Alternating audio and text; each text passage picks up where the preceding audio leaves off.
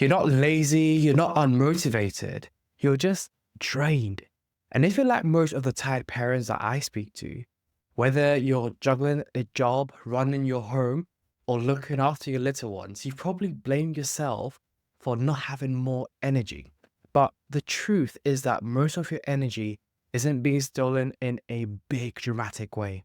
It's being quietly drained by small habits, things you don't even notice anymore. I know this because that was me.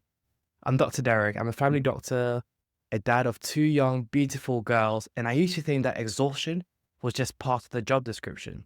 But once I figured out where my energy was actually going and made a few simple changes, everything shifted. So, in this video, I want to walk you through 5 habits that quietly drain your energy every single day and how you can turn things around starting right now, starting today. Let's dive straight in. So let's start with something simple, your breakfast. Now, I know what you might be thinking. I don't have enough time to make breakfast, or maybe I'm not even hungry in the morning. But here's the truth. Most people don't realize your first meal of the day sets the tone for your energy. If you start your day with coffee and toast with like jam or honey on it, or even worse, nothing at all, you're giving your body a quick sugar spike with zero fuel to actually sustain it. And what happens after that spike? Well, you crash. Your blood sugar dips, your energy plummets, and you find yourself reaching for more snacks or caffeine, and the cycle just repeats. You see, I used to grab a cereal bar and coffee, rush out the door, and wonder why I felt sluggish by 10 a.m. So, what changed for me was adding real fuel, food that keeps me stable. Now, I aim to get some good protein, fiber, and fat in the morning. That could be eggs and toast, Greek yogurt with some berries and nuts, or even just a protein shake if I'm in a rush. You see, it doesn't have to be fancy, but it does have to be intentional. That small change has stopped my mid morning energy crashes completely. Now, the second habit, it sounds boring, but it's one of the biggest ones. You're probably not drinking enough water. Now, before you scroll past this bit, hear me out. Most adults, especially busy parents, are walking around madly dehydrated.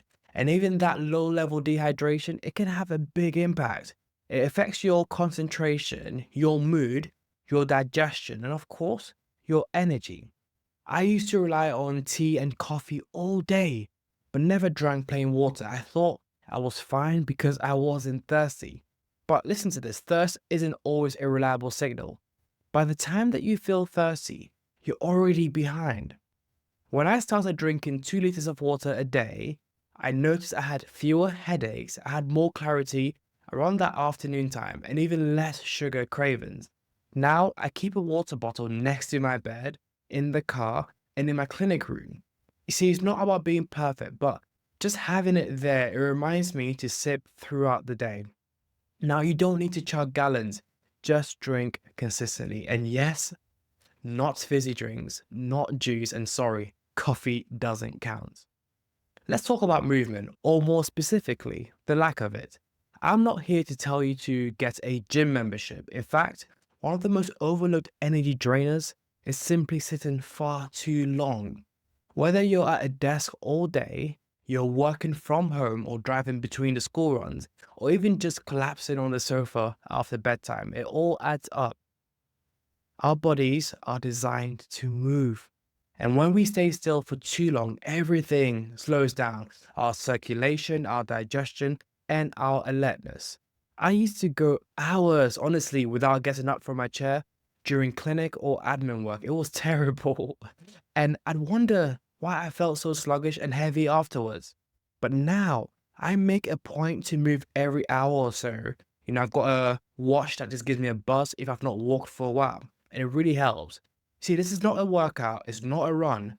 Just stand up, stretch, walk to the kitchen, or do a quick loop around the house. It sounds too simple to matter, but honestly, it really does. These small movement breaks, they wake the body up, they refresh your mind, and more importantly, they top up your energy without needing another coffee. Next up, And I say this with love. Please put your phone down before bed. I get it. You finally get the kids to sleep, the house is quiet, and you just want to scroll and unwind. But here's the problem. That habit is quietly messing up with your energy. You see, the blue light from your screen, it tells your brain that it's still daytime. That delays melatonin. This is the hormone that helps you to fall asleep. And even when you do fall asleep, that quality is a lot worse. Not to mention that the stuff that we're watching, whether it's intense news, TikTok drama, or even like the emails, this just puts your mind into alert mode and not rest mode. I used to fall asleep with my phone in my hand. Now I aim to put it away at least 30 minutes before bed. That one change alone, it helped me sleep deeper and wake up feeling less groggy, even on nights when I didn't get a full 8 hours. So instead of scrolling, I'll read, I'll stretch, I'll talk with my wife, or just sit down quietly. You'd be amazed what that space does for your nervous system. Last one, and this is a big one. You see, most of us start the day in survival mode. You wake up, you check your phone, and you race to get the kids ready. You deal with work messages. All of this happens before you've even had a sip of water. And from that moment on, your brain is in a reactive state. It's constantly responding and never leading. That constant on edge energy is draining. It's like starting the day at 100 miles per hour and wondering why you crash by lunchtime. What I've learned, and this changed everything, is that the first 5 minutes of your day, it matters more than you think. These days, I try to start with calm. No emails, no social media, just 5 minutes to stretch, breathe, pray if that's what you do, or even write down the 3 things that I want to focus on for the rest of the day. That tiny pause, it helps me take control of the day instead of being kind of dragged through it. You see, it's not about perfection, it's about intention.